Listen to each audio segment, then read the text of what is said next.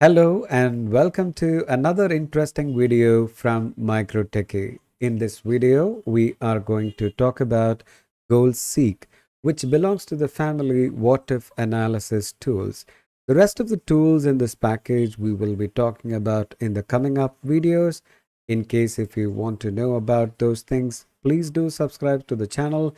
As and when I post that video, you will get intimated when you hit the bell icon while you're watching this video.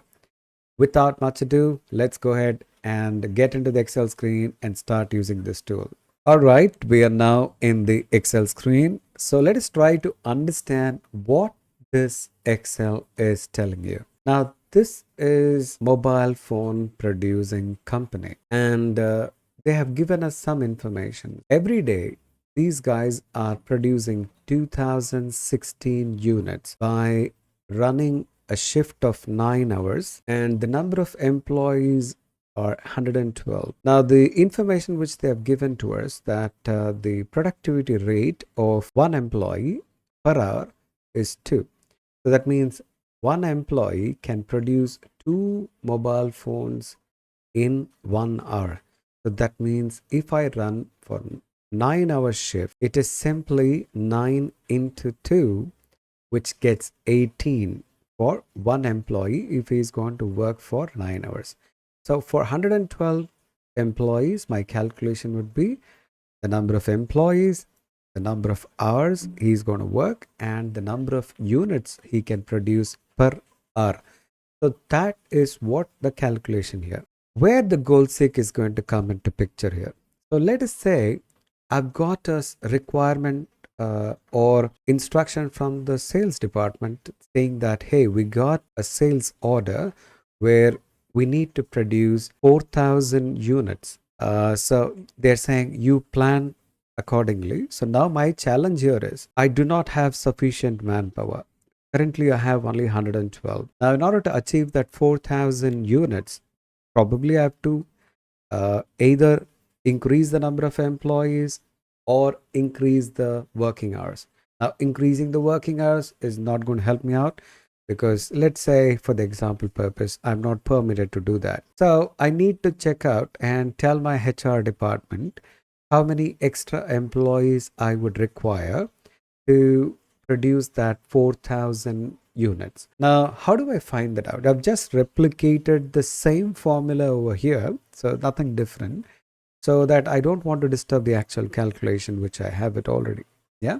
So my request always to you guys is when you learn something new, when you are experimenting something new, it's always better to keep a backup. Yeah. Or so as a common man, what I would do is try to change these numbers manually and try to see what number will take me to that particular 4,000. So what am I literally doing is literally I'm trying to check out each value by trial and error method until I get the desired output. And the next thing is I would not be able to reach to the exact solution. If at all, if I'm going to reach to that exact solution, it's going to take a lot of time. Now, this is the instance where you got to think about the family what if analysis. Now, let us understand the situation here. There are inputs for our calculation. What are the inputs we are using? Number of employees, number of working hours, and number of units produced by one employee in 1 hour. Now, all these three inputs are coming into a calculation to know how many number of units can be produced in when we run a 9-hour shift. Now, in this formula, you are going to change one of the input to reach a desired output. So normally when we do a calculation, we do not know the output. So we would excited to see what's the output. But here the output is known to you. The desired output is 4,000 units. So you need to know how do I change the input? What value of the input will get me that 4,000 output. So literally if you see you're working backwards, so generally you move from input to the output, but now you know the output, you're going to the input now and trying to change it.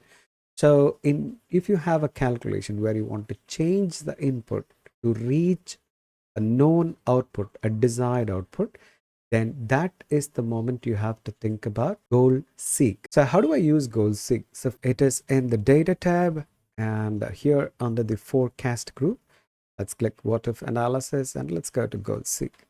Now here it got three boxes. The first box is set cell.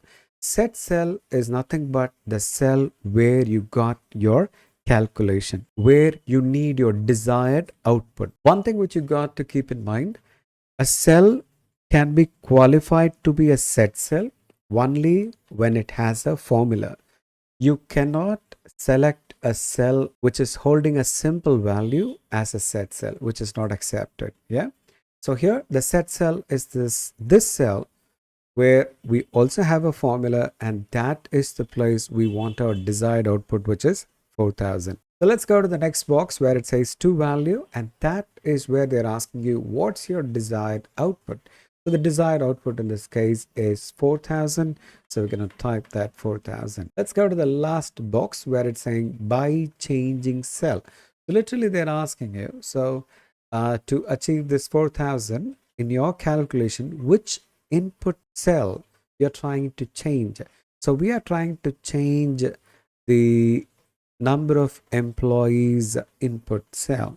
So this is the cell which I want to change it. So when I select that and click OK, now it's gonna, if you see that it worked a little faster, the iterations were running in and it gave you the answer in a very less span of time. It says that, hey, if you are going to plan for 222 or 23 to be on the safer side, then you can produce that 4000 units with the 9-hour shift and with that productivity rate like 2 units per hour. We are not going to push the people too much because the order size is higher. So now you could see goal seek how faster it gave you the answer. Yeah. Let me show you one more example to get this goal seek much more clarity. So because this was straightforward, so when I clicked on the X mark or when I click on the cancel, it will take us back to the original values. So we can always go back to the older calculations and older inputs. But if you're satisfied, then you can click OK. Yeah. All right. So now let me take you to the next example so that you will know that goal seek is not only meant for simple calculation like this. Goal seek can also be used for heavier calculations, also complicated calculations also. So if I go to the next sheet, if you could see here, let's say I'm working on a pricing model for my product, and to decide the price of the product, there are many parameters I'm involving, and finally I'm coming to a number and I'm going to decide this is going to be the price of the product in the market. Now, if you could see here, when I double click on the cell, there are too many logics, calculations, and even here also, each of these main parameters are also having the formulas. So we are involving these three parameters in the calculation, and these individual parameter calculations involving these cells as well. Yeah. So now same goal seek. Let us take a situation here. If I want to price my product of to, let's say, $350, then in that case, how much I have to change the parameter 2.2 from 16.90, how much I have to change this parameter, which I'm highlighting in yellow right now, how much I have to change this to reach $350 here. So let's go ahead and call goal seek right now. So data tab, what if analysis, goal seek, and the first one is set cell, which is nothing but the cell where you need the result and which contains a calculation. So we have selected already correctly. So we're going to move to the next box where it says to value. We're going to type 350 because that's what we are looking for. And it's asking, hey, which input are you trying to change? Now you might have a question. The main parameters are only involved in the calculation. Is it allowed to go ahead and select a cell which is not involved in the calculation? Well, you can select this time because these main parameters are in turn taking these sub parameters for their calculation. So what am I trying to tell you here is the input cell which you are trying to vary, either it should be directly connected in the calculation of the set cell, or it should be indirectly connected to the calculation of the set cell. In this case, it is indirectly connected because this is the one which is helping to calculate this parameter 2 value, and parameter 2 is connected to the set cell. So that is why I'm saying this time absolutely you can select it. So we're going to select that and we're going to click OK. You could see it tells me that from 16.9, if you change that value to 25.17, then yes, you could set it up to $350. And you could see that it took me with no effort and it happened in very less fraction of time to get the desired change in the input to for the desired output. Yeah. So I hope you guys got what this goal seek can do for us. Okay. And I've shown you two different examples here. One is a very simple calculations and one is a very complicated calculation, where one of the first sheet example where it was a direct reference to the direct involved input. Now the second sheet is an example of how do you select to a cell which is indirectly connected to the set cell. So again, to finally finish it up, if I'm happy, I can accept by clicking OK, and yes, it's taken. If I'm not happy, I want to go back, I can click on the cancel. I could have done that, but I want to take this time to change, so I've taken it. Alright, we have reached the end of the video. I hope this video gave you a better clarity on the goal seek tool. In the coming up videos, like I promised, we will talk about the rest of the what if analysis tools definitely. Until then, take care of yourself. Signing off, Hariran.